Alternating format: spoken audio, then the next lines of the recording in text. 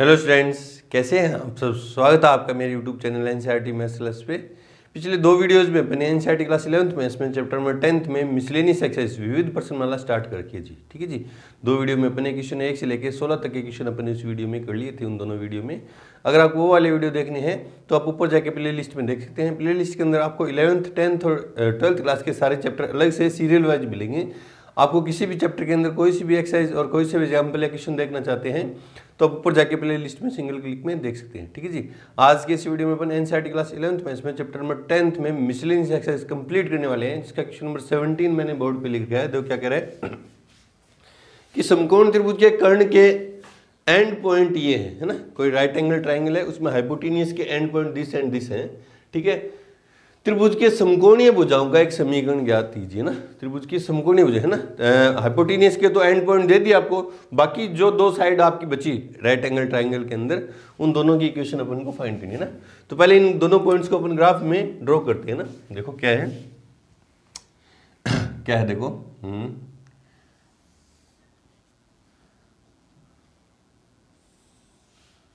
ठीक है। ये एक्स एक्सिस, ये एक्स डैश, यहाँ पे 1, इधर 2 और इधर -1, -2, -3, -4 और -5, इधर 1 2 3 4, इधर -1 -2। ठीक है। x की वैल्यू 1 और y की वैल्यू 3, 1,3 ये वाला पॉइंट है। ठीक है। और x की वैल्यू -4, y की 1 ये वाला पॉइंट है। ये दोनों पॉइंट किसी राइट एंगल ट्राइंगल के हाइपोटेनियस के एंड पॉइंट है ना। तो ये मान लीजिए। ठीक है। ये मैंने मान लिया क्या है, a -4,1 और ये मैंने मान लिया b क्या है 1,3। ठीक है। अब इस ये हाइपोटेनियस है तो राइट एंगल ट्राइंगल कैसे बनेगा, कुछ इस तरह से ये बनेगा एक तो ना। ये मान ले रहा हूँ क्या है, c है ना। c है जिसके कोऑर्डिनेट है x y है ना। एक और राइट एंगल ट्राइंगल यूं भी बन सकता है, देखो ये यूं भी बन सकता है।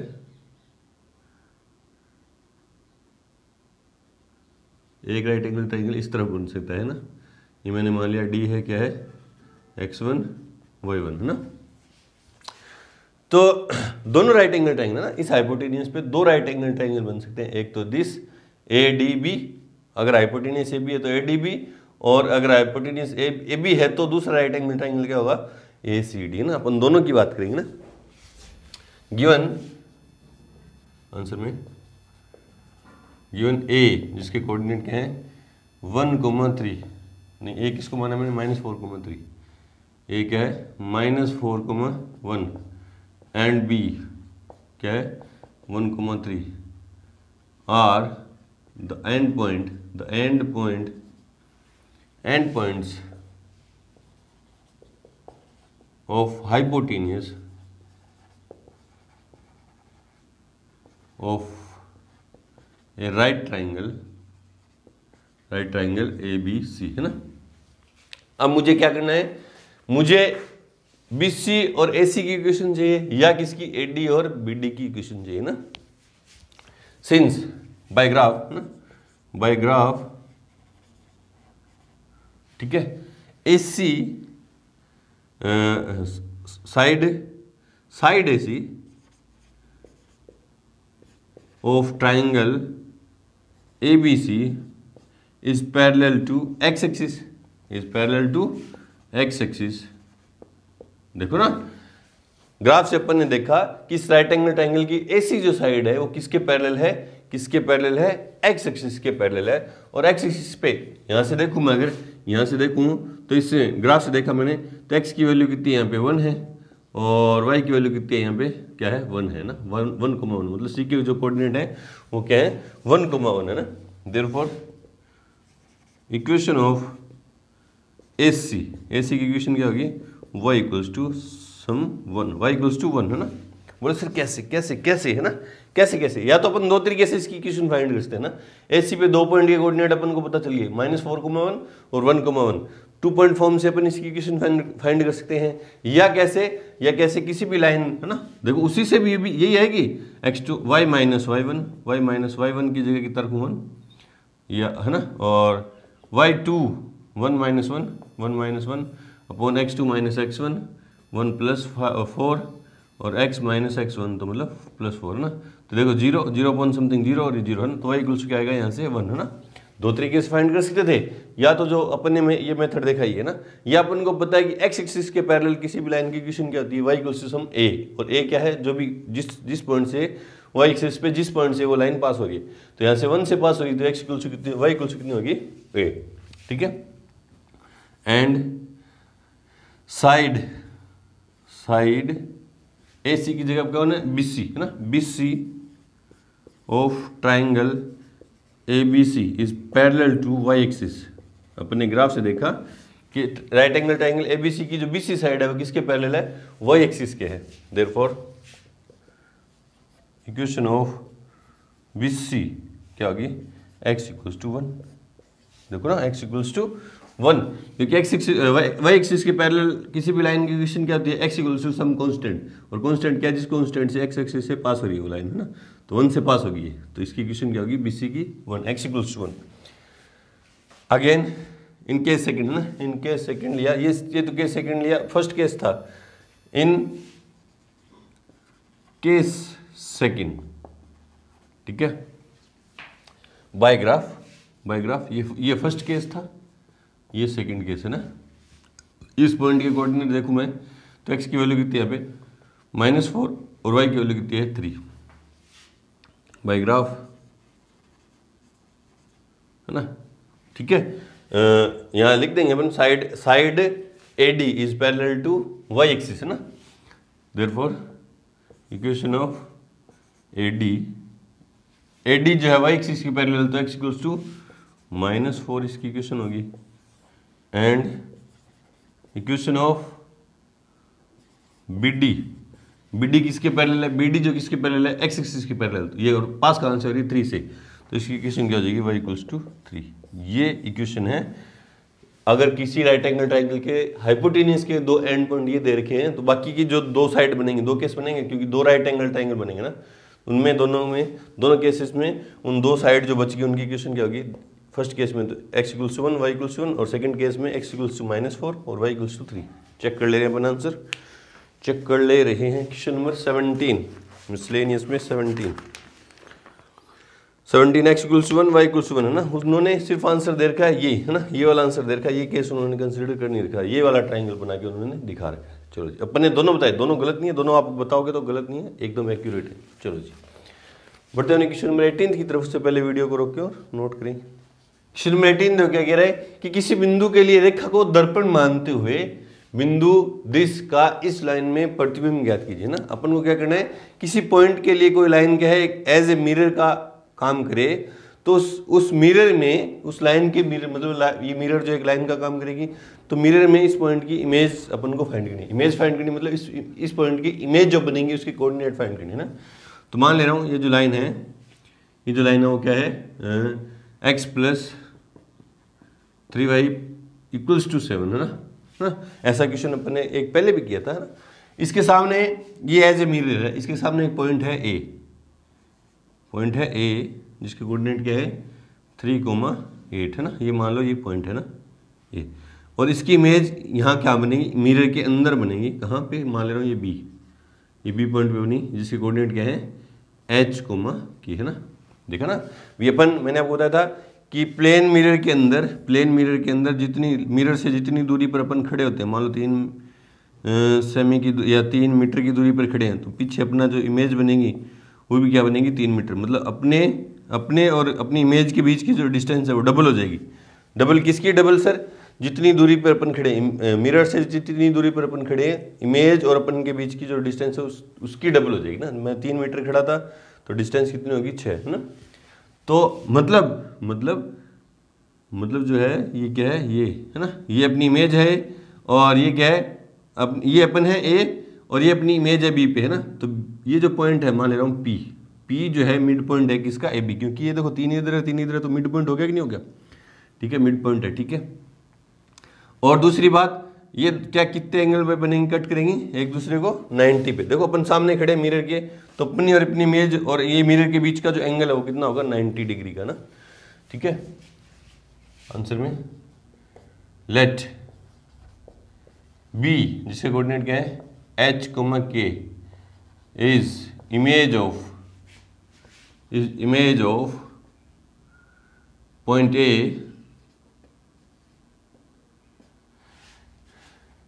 3,8 in line x plus 3y equals to 7 as a mirror.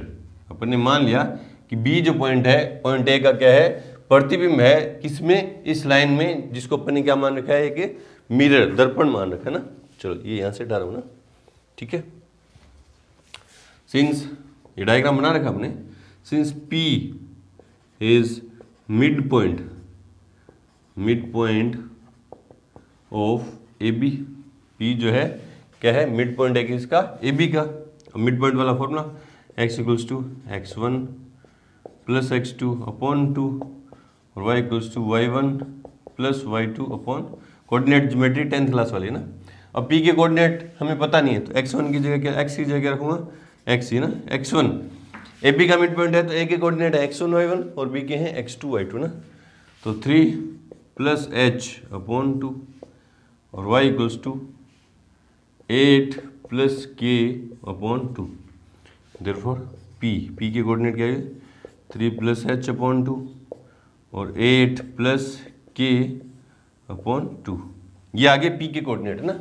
और p जो है लाइन, इस लाइन पे भी लाई कर रहा है, तो इसको क्या करेगा, इसके जो कोऑर्डिनेट है इसको सेटिस्फाई करेंगे। Since p lies on line x plus 3y equals to 7, इसलिए होगा क्या कि जो p के कोऑर्डिनेट हैं इस लाइन के इक्वेशन को क्या करेंगे, सेटिस्फाई करेंगे। तो क्या जाएगा देखो, 3 plus h upon 2 plus 3 into y की जगह क्या रखूँगा, ये 8 प्लस के अपॉन 2 इक्वल्स टू 7। तो 3 प्लस h अंदर मल्टीप्लाई किया तो 24 प्लस के, और एलसीएम लूंगा तो 2 है ना, इक्वल्स टू 7, क्योंकि एलसीएम 2 ही आएगा ना, एज इट इज ऊपर वाली वैल्यू एज इट इज, के नहीं, यहाँ पे क्या आएगा 3k, ठीक है ना। 8 या 24 और 3k, 2 इधर डिवाइड में तो जाएगा तो मल्टीप्लाई में, तो क्या हुआ h प्लस 3k प्लस 24 और 3 27 इक्वल्स टू 14, ठीक है। तो h plus 3k equals to 14 में से 27 गए तो माइनस के 13, ये नंबर फर्स्ट है ना। h और k में एक रिलेशन आ गया ना, h और k में एक रिलेशन आया। बोले सर आया कैसे, क्या करें अपन को h और k की वैल्यू चाहिए, क्योंकि a की इमेज क्या है, b पॉइंट है और b के कोऑर्डिनेट क्या है, h कोमा k। मुझे h k की वैल्यू चाहिए, तो h k की 2 वेरिएबल है, h और k 2 वेरिएबल है, तो किसी तरह से मेरे पास 2 इक्वेशन आ जाए h और k में, तो मैं दोनों को सोल्व करके h और k की वैल्यू फाइंड करूँगा। एक तो आ गई है ना, मैंने कैसे फाइंड की कि p जो था कैसे किया, ये रिफ्लेक्शन के लॉ से, जितनी मिरर के लॉ से, लॉ ऑफ मिरर से जितना आगे खड़ा है पॉइंट, अपन कोई भी ऑब्जेक्ट होगा उतनी उसके पीछे इमेज बनेगी ना, तो ये मिड पॉइंट हो जाएगा। मिड पॉइंट वाला फॉर्मूला से मैंने p के कोऑर्डिनेट निकाले, और p इस लाइन पे लाई कर रहा है, लाइन पे लाई कर रहा है, तो क्या हो गया, तो क्या होगा, p के कोऑर्डिनेट इस लाइन को सेटिस्फाई करेंगे ना। अब देखो एक क्वेश्चन आएगी मेरे पास है ना, since A B is perpendicular, A B जो है परपेंडिकुलर है किसके, x plus 3y equals to 7। Therefore 2 line अगर परपेंडिकुलर है तो उनके स्लोप में रिलेशन क्या होता है, therefore m of A B into m of x plus 3y equals to 7 equals to -1। मतलब ए बी के स्लोप में और इस लाइन का स्लोप दोनों का मल्टीप्लाई क्या होगा, -1 है ना। तो ए बी का स्लोप क्या होगा, देखो ए बी का स्लोप क्या होगा, ए बी पे 2 पॉइंट के कोऑर्डिनेट है मेरे पास है ना, तो y2 माइनस y1 या k minus 8 upon h minus 3 into इस लाइन का स्लोप क्या होगा, इस लाइन को स्लोप इंटरसेप्ट फॉर्म में चेंज करूंगा तो क्या जाएगा, -1/3 इक्वल्स टू -1। देखो ना, ये उधर जाएगा तो -x है ना, -x और अपॉन में 3, ठीक है, यहाँ लिख दो। सिंस y इक्वल्स क्या हो जाएगा, -1/3 x प्लस 7/3। इस लाइन का जो गिवन लाइन थी उसका स्लोप ये आ गया। सोल्व करो इसको, है ना, सोल्व करो तो ये देखो क्या होगा, ये माइनस है, ये माइनस कट जाएगा क्योंकि माइनस मल्टीप्लाई में इधर भी माइनस है तो कट जाएगा, ठीक है। क्या के माइनस 8 अपॉन 3h माइनस 9, इसको इससे अंदर मल्टीप्लाई कर दिया इक्वल्स टू 1, तो के minus 8 equals to 3h minus 9, है ना। यहाँ से के की वैल्यू निकालो अपना, के इक्वल्स क्या आ जाएगा 3h माइनस 1, ये नंबर सेकंड, के की वैल्यू कहाँ पुट कर देंगे, फर्स्ट में, put this value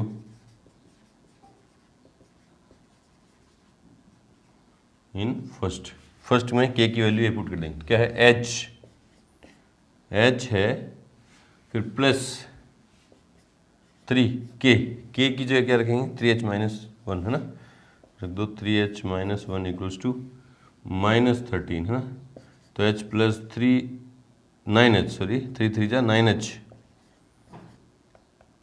minus 3 equals to minus 13 ना, 10h equals to minus 10, h equals to minus 1, h की वैल्यू कहाँ पुट करेंगे, यहाँ सेकंड में, तो k equals to 3 into minus 1, तो माइनस 3 माइनस 1 कहाँ से, बाई सेकेंड, तो k equals to minus 4, therefore कौन सा पॉइंट B, जिसके कोऑर्डिनेट क्या होंगे, h के थे, क्या होंगे -1 -4, ये है किसका, इस पॉइंट ए की इमेज है ये B, -1 -4, अगर इस लाइन को एज ए अपन मिरर यूज में लें तो, ठीक है। चेक कर ले रहे हैं आंसर, चेक कर ले रहे हैं answer, question number 18, question number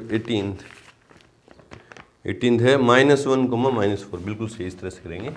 चलो जी, बढ़ जाने क्वेश्चन नंबर 19 की तरफ से पहले वीडियो को रोकें और नोट करें। क्वेश्चन नंबर 19 देखो क्या करेगी, यदि रेखाएं, है ना, लाइन दे दी, क्या है y equals to 3x plus 1, व दूसरी लाइन है y equals to 2y equals to x plus 3, है ना, ये दो लाइन है, रेखा y equals to mx plus 4 पर समान रूप से आनत का मतलब क्या, झुकी हुई है, तो m का मान ज्ञात कीजिए ना, मतलब ये जो दो लाइन है, इन दो लाइन इस लाइन के साथ क्या है, समान रूप से झुकी होने का मतलब इन दोनों का इस लाइन के साथ इंक्लिनेशन एंगल समान है ना।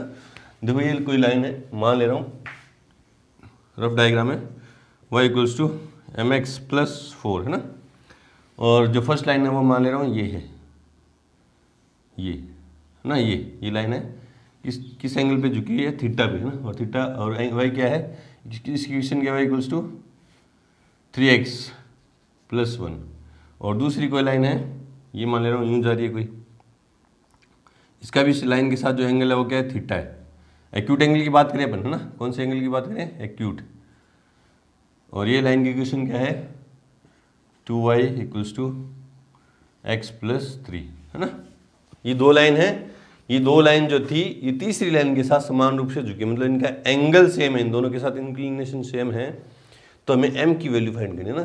तो अपन क्या करेंगे, एंगल समान है, एंगल मतलब दो लाइन, अगर देखो इन दोनों लाइन के बीच की बात करूँ तो इन दोनों के बीच का एंगल क्या है, थीटा है ना, तो मैं भी इन दोनों के बीच का एंगल निकालूंगा, थीटा, कौन से फॉर्मूले से, tan थीटा इक्वल्स टू ना, और ये भी थीटा है, दोनों tan थीटा, इस tan थीटा के लिए तो ये दो लाइन के बीच का एंगल निकाल दूंगा, और इस tan थीटा के लिए इन दोनों के बीच का एंगल, और दोनों tan थीटा की वैल्यू क्योंकि इक्वल होगी ना, जहाँ से सोल्व करूंगा आंसर आ जाएगा मेरे पास, है ना। देखो given equation of first line क्या है, L1, जिसको मैं L1 मान लिया, क्या है, y equals to 3x plus 1, therefore slope of L1, जिसको किसे लिखूंगा मैं, m1 से, वो कितना है 3 है, कैसे, by comparing y equals to mx plus c से, है ना। Given and equation of second line, जिसको मैं L2 से लिखूंगा, है ना, वो क्या है, 2y equals to x plus 3, therefore L2 की इक्वेशन चेंज हो जाएगी, इसको स्लोप इंटरसेप्ट फॉर्म में चेंज करूंगा तो क्या जाएगी, y equals to 1/2x plus 3/2, 2, ठीक है। देयरफॉर स्लोप ऑफ, इसका भी slope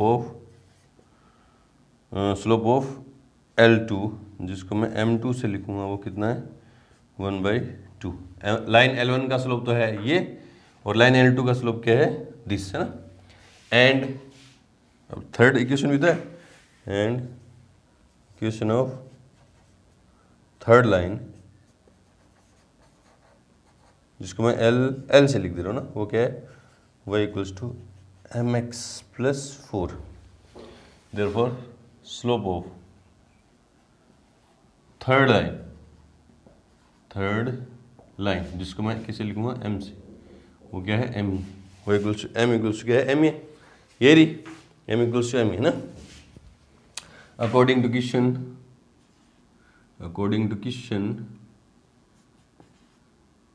angle between L1 and L is theta, है ना। थीटा, तुम्हें भी इनका बीच का एंगल फाइंड करना है ना। देयरफॉर tan थीटा = L1 कौन सी है, L1 कौन सी मान रखी है मैंने, ये तो है L1, और ये है L, और ये क्या है L2, है ना। तो L1 और L के बीच की बात चलिए ना।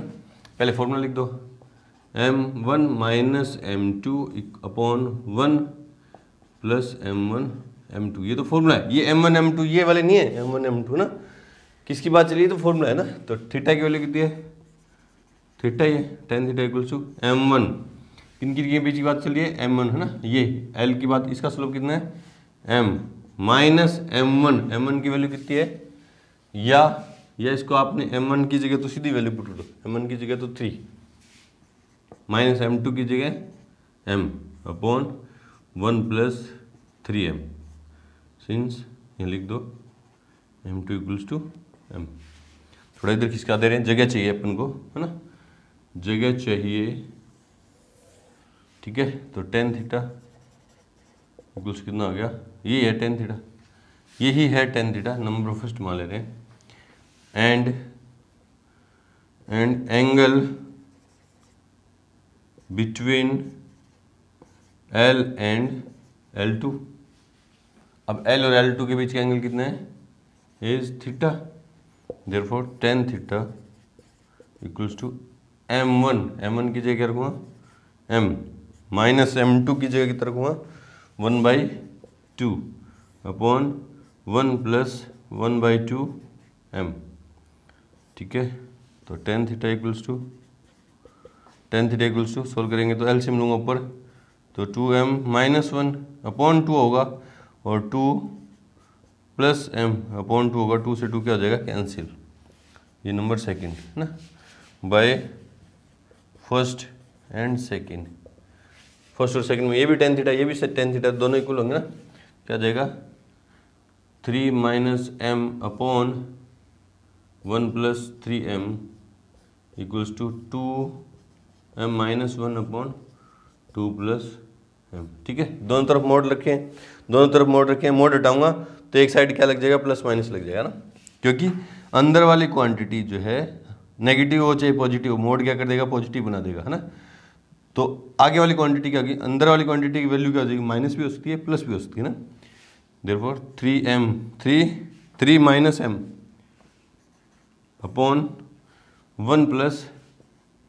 3M = ब्रैकेट 2M - 1 / 2 + M, ठीक है। मोड नहीं है, ब्रैकेट है। टेकिंग पॉजिटिव साइन, तो क्या हो जाएगा, पॉजिटिव साइन लूंगा तो क्रॉस मल्टीप्लाई करूंगा, तो देखो क्या हो जाएगा, पॉजिटिव साइन लेके क्रॉस मल्टीप्लाई करूंगा तो क्या हो जाएगा 3 - M × 2 + M = 1 + 3M और 2M - 1, ठीक है। तो क्या हो जाएगा देखो -M², इसको इससे किया तो -M², और माइनस का 2M प्लस का 3M, तो प्लस का M और माइनस प्लस के 6 और 6M², ठीक है, और माइनस का 3M प्लस का 2M, तो माइनस का M और -1, ठीक है। सोल्व करो इसको, कुछ गड़बड़ नहीं हुई तो बिल्कुल सही है अपना आंसर, अभी चेक कर लेंगे। ये उस तरफ जाएगा तो 7m², ठीक है, और ये उस तरफ जाएगा तो -2m, और ये उस तरफ जाएगा तो -7 = 0। ये सारी वैल्यू मैं उस तरफ ले गया, 7m² और -2m और -7, ठीक है। तो क्या जाएगा, देखो क्या हो जाएगा, क्या हो जाएगा, देखो फैक्टर तो हो नहीं रहे, तो इसको क्वाड्रेटिक से सॉल्व करेंगे। क्वाड्रेटिक फॉर्मूले से m = -b, -2 रखूँगा तो +2 + -√b², 4 -4ac है ना, 4ac, 4 माइनस प्लस हो जाएगा 4ac, 49 को किससे किया, 4 से, 200 196, 49 को 4 से किया तो 196 है ना, 9 चौक 36, 4 3 2 12 3 15, 96, 24, 9 चौक 36 2 8,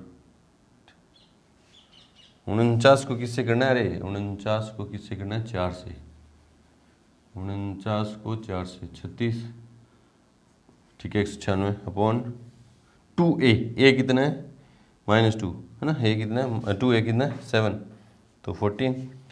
तो यहाँ से थोड़ा सा इसको, ये y = mx+4, y = mx+4 है ना।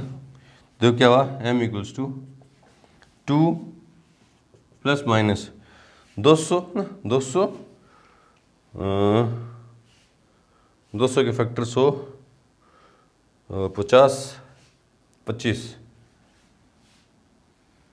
200 के फैक्टर क्या है, 2 × 2 × 2 × 2 × 50, 100, 200 है ना।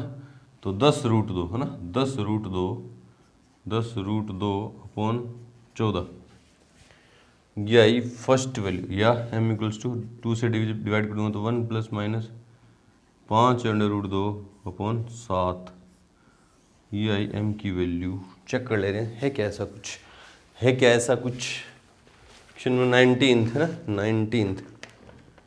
19th में है क्या, 1 ± 5√2/7, बिल्कुल सही है। अब नेगेटिव साइन है ना, टेकिंग नेगेटिव साइन,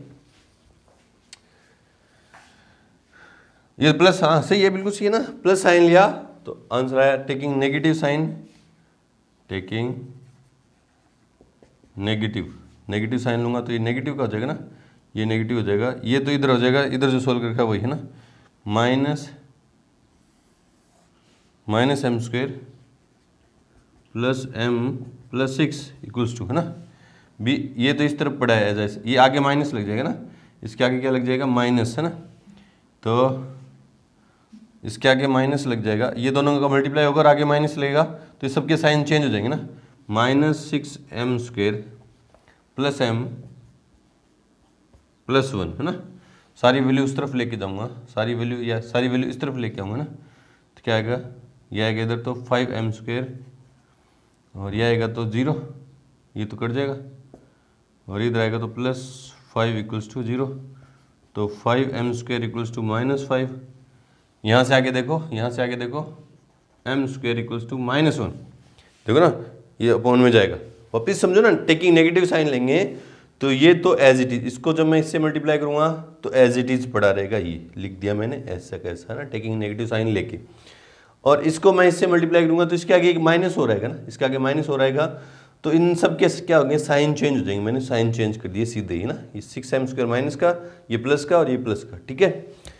फिर सारी वैल्यू इस तरफ ले गया और सोल्व किया तो m² = कितना आ रहा, -1, विच इज नॉट पॉसिबल,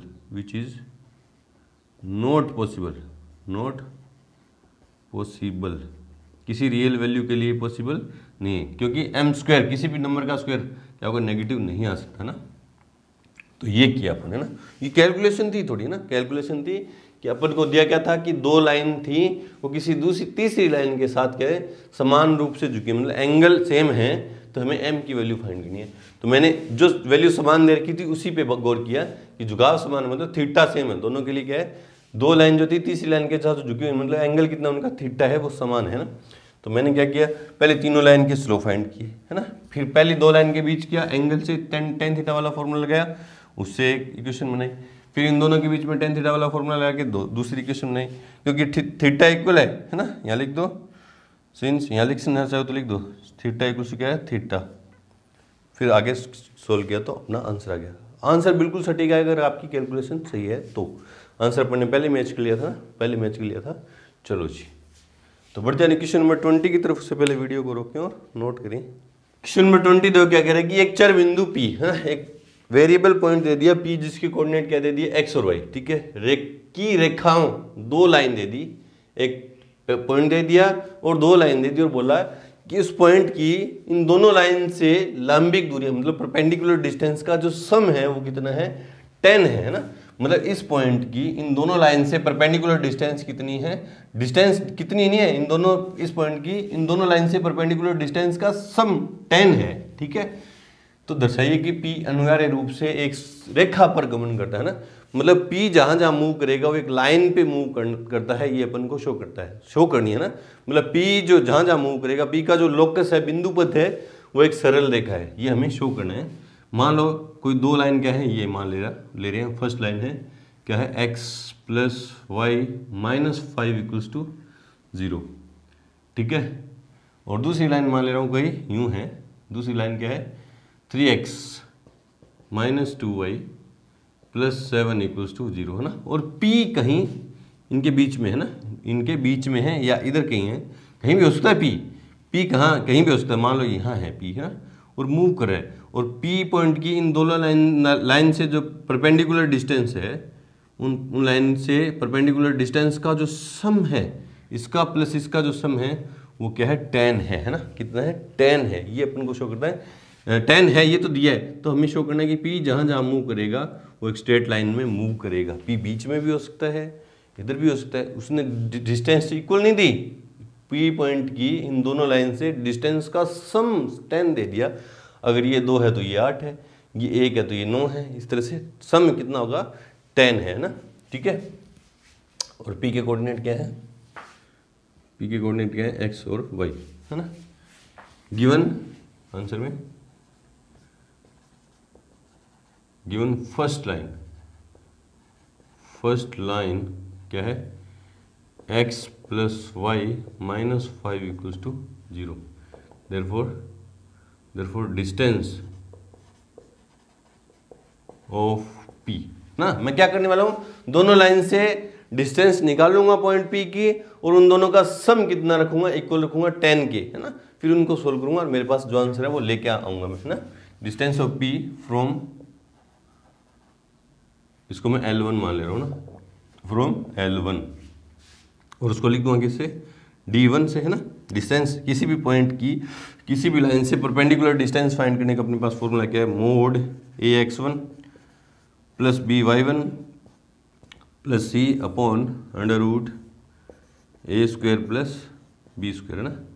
तो D1 A कितना है 1 है ना, 1 × X1 कितना है x ही है ना, x है ना। P के कोऑर्डिनेट क्या है x और y, तो x + b की वैल्यू 1 है और y1 की वैल्यू y है, y - 5 अपॉन √ A² 1 + 1। तो D1 = कितना आ गया, मोड x + y - 5 अपॉन √2। ये number first. Given second line क्या है वो 3x जिसको L2 से लिख रहा हूँ मैं -2y + 7 = 0। अब इस पॉइंट P की इस लाइन से भी डिस्टेंस फाइंड करूंगा। क्यों कर रहा हूँ सर, क्यों करें अपन सर, क्योंकि दोनों लाइन से डिस्टेंस का सम दे रखा है अपन को ना। तो मैं भी दोनों लाइन से डिस्टेंस पहले फाइंड कर लूँ। देयरफॉर D2 = मोड A की जगह 3, x1 की जगह x -2y + 7 अपॉन √3² 9 + 2² 4। तो D2 = कितना आ गया, मोड 3x - 2y + 7 अपॉन √13। ये number second. According to question क्या है, D1 + D2 की जो वैल्यू है वो कितनी है 10 है। D1 की वैल्यू क्या है, D1 की वैल्यू कितनी है अपने पास, जगह चाहिए इसमें भी ना, जगह चाहिए, इसमें भी क्या है, mod x plus y minus 5 upon √2 और plus mod 3x minus 2y plus 7 upon √13 equals to 10, है ना। √26 से, है ना, इन दोनों का जो एलसीएम हो कितना आएगा, √26 से मैं मल्टीप्लाई कर दूँ पूरी इक्वेशन को ना, तो क्या जाएगा, √26 mod x plus y minus 5 और √26 नहीं, √13, है ना, क्योंकि √2 तो कट जाएगा, √13 और यहाँ क्या आएगा, √2, √26 से मल्टीप्लाई करूँगा तो √13 तो कट जाएगा, √2 बचेगा, mod 3x minus 2y plus 7 equals to 10, है ना। ये आ गई इक्वेशन, है और मोड में, है ना, मोड में इक्वेशन है तो मोड के बारे में थोड़ी सी आपको नॉलेज होनी चाहिए कि मोड x, है ना, plus mod y equals to, मान ले रहा हूँ सम a है ना, सम a है, तो यहाँ से क्या बनेंगे, केस बनेंगे ना, क्या बनेंगे, केस बनेंगे, या तो दोनों पॉजिटिव होंगे या दोनों नेगेटिव होंगे, या पहला पॉजिटिव होगा दूसरा नेगेटिव होगा, या पहला नेगेटिव होगा दूसरा पॉजिटिव होगा। तो कितने केस बनेंगे टोटल, कितने केस बनेंगे, टोटल कितने बनेंगे, 4 केस बनेंगे टोटल। अंदर वाली क्वांटिटी या तो पॉजिटिव, दोनों पॉजिटिव होंगे, या अंदर वाली क्वांटिटी दोनों नेगेटिव होंगे, या पहली अंदर वाली क्वांटिटी पहली तो नेगेटिव और दूसरी पॉजिटिव, या पहली पॉजिटिव और दूसरी क्या होगी, नेगेटिव। इस तरह से 4 केस बनेंगे। बोल सर अपन चारों केस लेके दिखाएंगे ना, दिखाएंगे क्या, अरे चारों केस लेके दिखाएंगे तो क्वेश्चन क्या हो जाएगा, काफी लेंथी हो जाएगा, क्या हो जाएगा, काफी लेंथी हो जाएगा। तो अपन को क्या करेंगे, एक केस लेके दिखा देंगे, बाकी क्या लिख देंगे, बाई सिमिलरली ना, है ना, taking x plus y minus 5 and अंदर वाली क्वांटिटी की तो बात चलिए 3x minus 2y plus 7 both are positive, है ना। दोनों को मैं क्या लेके चल रहा हूँ, पॉजिटिव लेके चलूंगा, तो मोड की जरूरत ही नहीं है ना, तो क्या जाएगा, √13 x plus y minus 5 plus √2 3x minus 2y plus 7 equals to 10, है ना। ठीक है, मेरे को शो क्या करना है कि इन दोनों की जो लाइन थी, इन दोनों लाइन से जो पॉइंट P की जो डिस्टेंस है उनका सम 10 दे रखा था, तो मतलब ये जो P जो मूव करेगा वो किस पे मूव करेगा, एक लाइन पे मूव करेगा। मतलब ये जो इक्वेशन बनेगी एक स्ट्रेट लाइन की इक्वेशन अपन को शो करनी है ना। तो अंदर मल्टीप्लाई कर दो, देखो √13x प्लस √13y माइनस 13 √13 या 5√13 लिख दूँ ना, इसको क्या लिख दूँ, 5√13 plus 3√2x minus 2√2y plus 7√2 equals to 10। ठीक है, देखो इसमें से और इसमें से x कॉमन आ रहा है ना, x क्या आ रहा है, कॉमन, तो क्या हो जाएगा, √13 प्लस 3√2x और y वाली टर्म कौन सी है, दिस एंड दिस, इन दोनों में से y कॉमन आ रहा है, प्लस √13 माइनस 2√2y, ठीक है, y, और बाकी जो कांस्टेंट है सारी टर्म कांस्टेंट हम कहाँ लेके जा रहा हूँ मैं, उस तरफ या इसी तरफ रहने दो ना, उसको भी मैं इस तरफ लेके आऊँगा। तो प्लस की कोई टर्म है क्या, कांस्टेंट टर्म ये फर्स्ट प्लस की ना, 7√2 माइनस 5√13 माइनस 10, है ना, कांस्टेंट टर्म एक ये दी, ओके रही, प्लस की ये रही, माइनस की ये रही, और 10 भी इधर आ गया माइनस में इक्वल्स टू 0, ना। ये यहाँ से हटा रहा हूँ, है ना, ये यहाँ से हटा रहा हूँ। तो देखो ये some constant plus a into A, ये some constant into x, some constant into y, और ये पूरा क्या सम कांस्टेंट, तो क्या इक्वल्स 0। तो किसकी इक्वेशन है, क्योंकि x की पावर 1 है और y की पावर भी 1 है ना, दोनों वेरिएबल की पावर क्या है, 1 1 है, तो मतलब दोनों एक दूसरे से क्या लीनियरली रिलेटेड है ना, रैखिक रूप से संबंधित है, मतलब दोनों क्या है, ये क्या है, एक लाइन की इक्वेशन है ना, एक क्या है, लाइन की इक्वेशन है। Therefore ax plus by plus c equals to 0, where a equals to कितना है, √13 प्लस 3√2, √13 प्लस 3√2, और b कितना है, √13 माइनस 2√2, √13 माइनस 2√2, एंड c कितना है, 7√2 -5√13 -10 है ना, क्या है, देयरफॉर पी इनवर्स उस पर एक रेखा पर घूमने करता है, therefore P is moving on a straight line है ना, स्ट्रेट लाइन है ना, ठीक है। ये तो लास्ट में लिखेंगे ना, ये तो क्या लिखेंगे, लास्ट में लिखेंगे ना। ये तो अपने एक ही केस लिया था ना, ये तो क्या लिया था, अपने एक ही केस लिया था। अब दूसरा केस क्या लेंगे, दोनों को नेगेटिव लेंगे और सोल्व करूंगा तो भी x की पावर 1 और y की पावर 1 रहने वाली है, ठीक है। फिर इसकी नेगेटिव और इसकी पॉजिटिव वैल्यू लूंगा तो x की पावर 1 ही रहने वाली, क्योंकि साइन चेंज होंगे है ना। मल्टीप्लाई में x थोड़ी ना आ रहा है, मल्टीप्लाई में कहीं y थोड़ी ना आ रहा है, साइन चेंज हो रहे हैं। साइन चेंज होंगे तो सिर्फ और सिर्फ ये क्या होंगे, कांस्टेंट चेंज होंगे ना, आर्बिट्रेरी कांस्टेंट। ये जो कांस्टेंट है ये क्या होंगे, चेंज होते रहेंगे। बाकी ax plus by plus c वाला ही रिलेशन रहेगा ना। तो क्या लिखेंगे, by similarly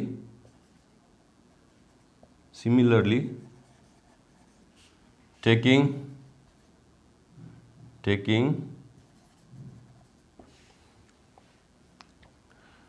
x plus y minus 5 negative and 3x है ना minus 2y plus 7